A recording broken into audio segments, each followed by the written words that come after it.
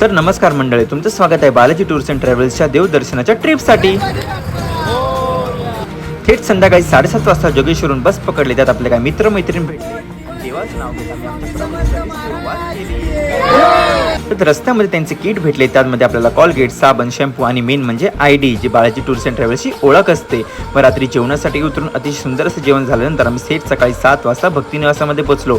विठ्ठल रुक्मिणी भक्तिनिवासामध्ये दादाच्या मार्गदर्शनानुसार आम्हाला आमची रूम भेटले। रूममध्ये आराम करून आंघोळ करता सकाळचा नाश्ता झाला। आम्ही थेट निघत होतो पंढरपूर म्हणजे विठ्ठलाच्या दर्शनासाठी। सुंदर असे फेटे बांधून अतिशय सगळे सुंदर दिसत होतो।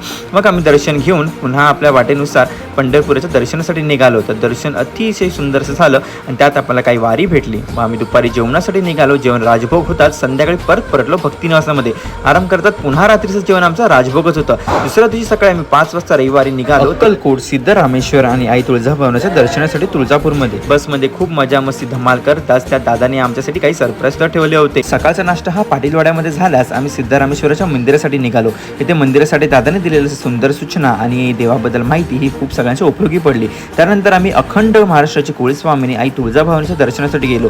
देवदर्शन होताच आम्ही तिथून निघालो अक्कलकोट म्हणजे श्री स्वामी समर्थांच्या मठाकडे। मठामध्ये सुंदर दर्शन झाल्यानंतर आम्ही अन्नछत्रालयामध्ये जेवून सुंदर नामस्मरण केलं स्वामींचं। मुंबईच्या परतीच्या प्रवासासाठी परत निघालो। बालाजी टूर्स अँड ट्रॅव्हल्सचे खूप खूप धन्यवाद।